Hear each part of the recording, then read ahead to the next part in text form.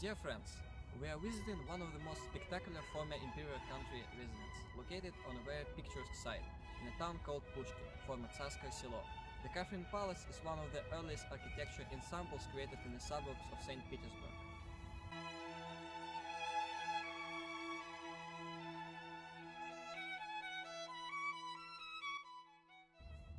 This area was part of the lands restored to Russia by Peter I in the course of the Northern War.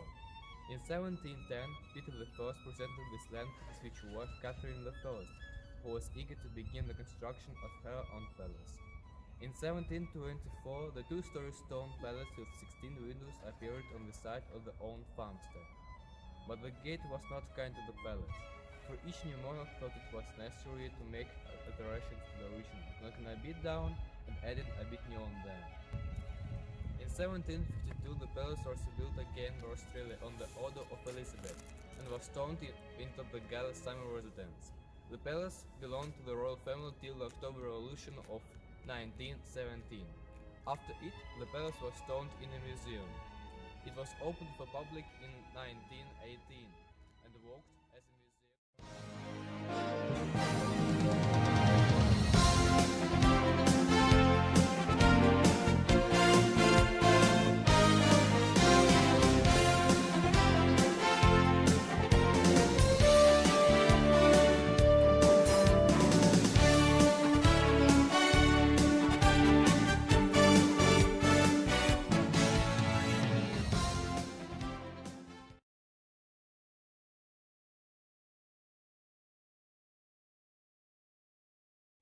During World War II, the town of Pushkin was under Nazi occupation for 28 months. The palace was completely gutted by fire, the parks and garden pavilions were severely damaged, thousands of trees were felled for the mere sake of destruction.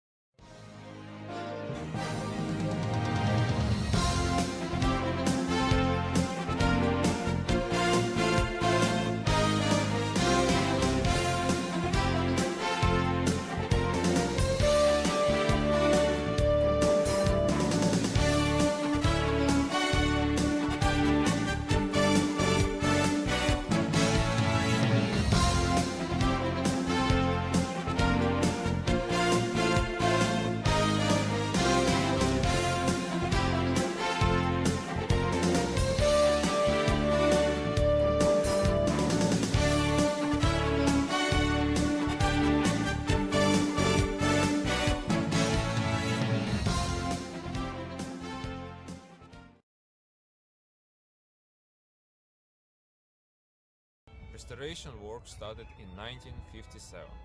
Fortunately, some 20,000 pieces of the original art collection had been evacuated to the rear of the country before the Nazi moved in, but many valuables are lost. After the war, the conservation architects were able to recreate some lost rooms anew, exactly to the same look they had once, including the famous Amber Room. The restoration is still underway since it is extremely expensive and time-consuming.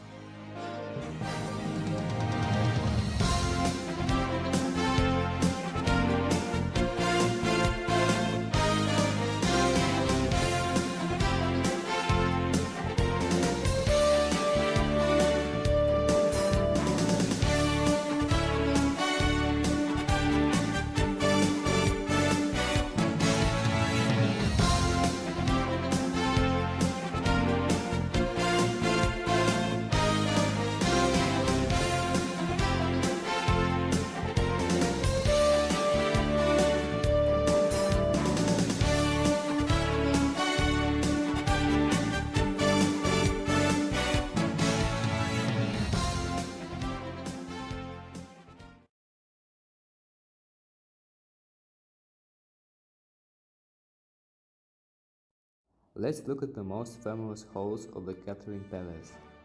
Great Hall used to be called the Art Gallery for its elongated form, numerous windows and glass doors. Between the windows there are mirrors in gilded frames which make the room look transparent. The room was decorated to a design by Australia in the Russian Baroque style. It is a part of suite of rooms. The doors of each room were covered with gilded wood carving and when opened formed a golden corridor. Hence, the name of the suite is the Golden Suite of Rooms.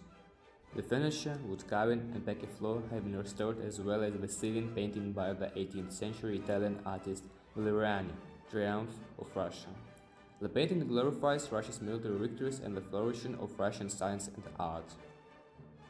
The center of the composition, consisting of three parts, is a female figure which personifies Russia. It took conservation architects 20 years to restore the Great Hall. It was opened only in 1980. Nowadays it is a place of different solemn meetings, banquets, ball parties and concerts.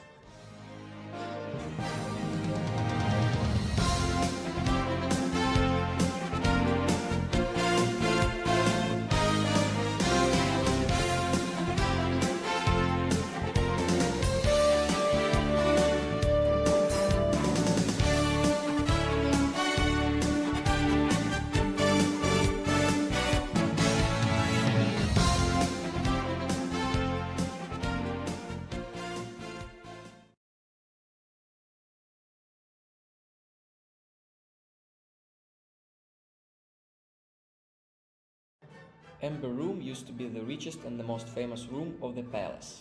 In 1716, Peter I visited Russia and was presented with the amber study. Peter greatly appreciated the gift. He intended to use the amber panels for the decoration of one of the rooms of the Winter Palace, but the idea never materialized. After Peter's death, the panels were brought to Tsarskoye Selo. In 1755, Australia began working on the decoration of the amber room. Since there were not enough amber panels to cover the whole wall space, he inserted a number of mirrors, gilt wood carvings and mosaic panels of Ural jasper. The result was a fantastic Baroque interior. Numerous descriptions of the amber room in memoirs and historical literature refer to it as the eighth wonder of the world, the amber poem and the marvel of the reign of Elizabeth. During the Nazi occupation, the panels stayed in the palace. Soon after the invasion, the Nazis removed the room as a whole. What is known for a fact is that the amber panels were packed in boxes, put on train and sent off to Königsberg by the German commandment. What happened next is a mystery. All attempts to find traces of the amber room ended in failure. The search is still going on, though it is getting more complicated with every year.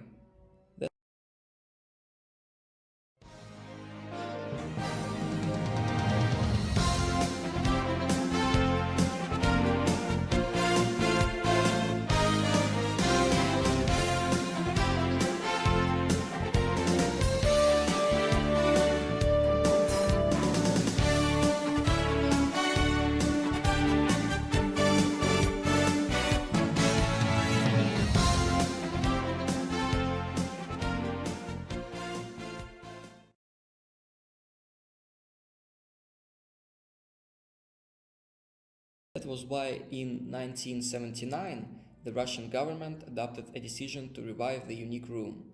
The amber, of which more than 6 tons is needed, was delivered to Pushkin from the quarry in the Kaliningrad region. The restoration work is still underway. Just as in the 18th century there is the frieze painted to look like amber, the restored gilded carved ornamentation on the walls and the newly laid parquet floor of valuable kinds of wood.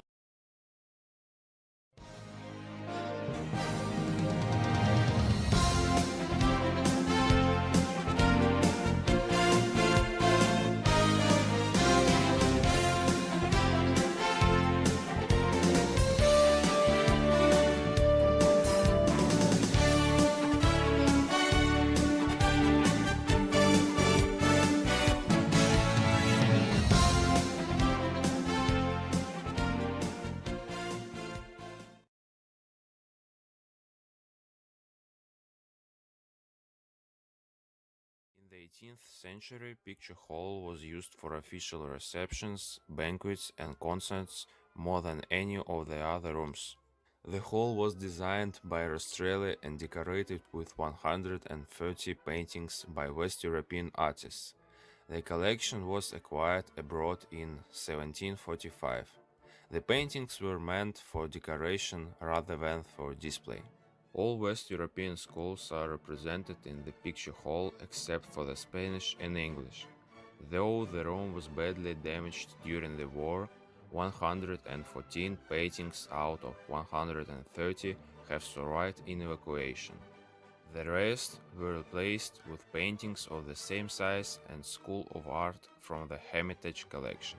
2 ancient stoves of German tiles were destroyed during the war.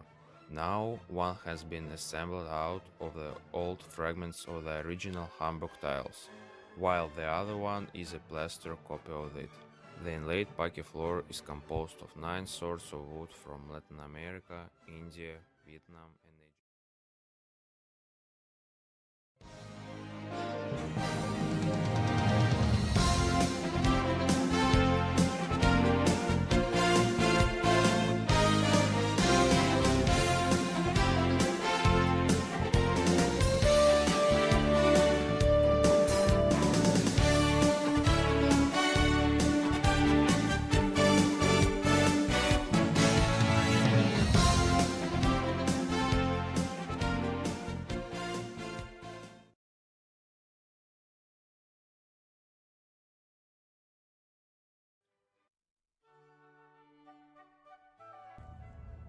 A park consists of 2 parts, each designed in its own style. For many centuries, parks have been classified according to the various styles. Thus, the French park, which is basically architectural, is noted for the geometrical precision of its layout. The English park, which is basically landscape, is an attempt at imitating nature. And finally, the Italian park is laid out in an imitation of the Italian gardens. All these types of parks can be seen in the Catherine Park.